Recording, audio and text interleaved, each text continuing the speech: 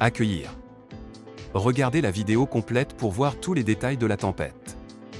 Abonnez-vous à cette chaîne maintenant pour les prochaines nouvelles sur la météo et les tempêtes.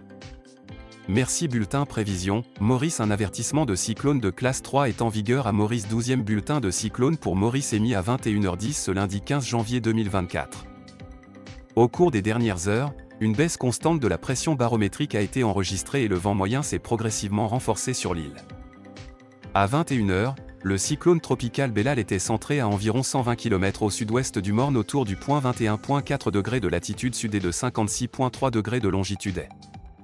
Il se déplace vers l'est-sud à une vitesse d'environ 14 km/h. Sur cette trajectoire, Bellal s'approche dangereusement de Maurice et il représente une menace pour l'île. Le rayon des vents cycloniques devrait traverser la partie sud de l'île et Bellal passera à son point le plus rapproché, soit environ 70 km au sud de Maurice tôt demain matin. Des bandes nuageuses actives associées à Bellal traversent l'île et occasionnent un temps pluvieux et venteux.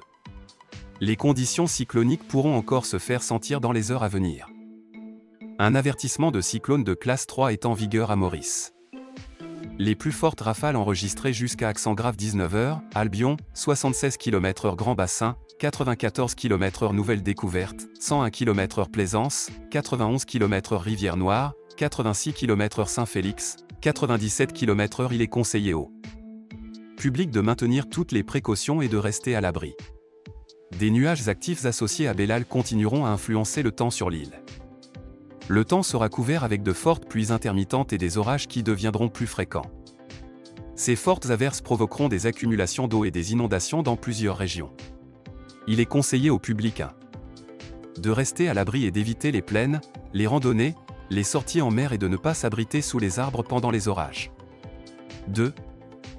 D'éviter les endroits sujets à des accumulations d'eau, les abords des rivières et autres cours d'eau qui pourraient être en crue, ainsi que les pentes montagneuses sujettes au glissement de terrain. 3. D'être très prudent sur les routes en raison d'une visibilité réduite due à ces fortes averses et due au brouillard. Le vent soufflera du nord à une vitesse d'environ 60 km/h avec des rafales de l'ordre de 120 km/h. La mer sera énorme avec des houles de 8 à 10 mètres en haute mer. Les marées tempêtes provoqueront des inondations côtières dans les secteurs nord, ouest et sud. Il est strictement déconseillé de se rendre en mer et de s'aventurer sur les plages.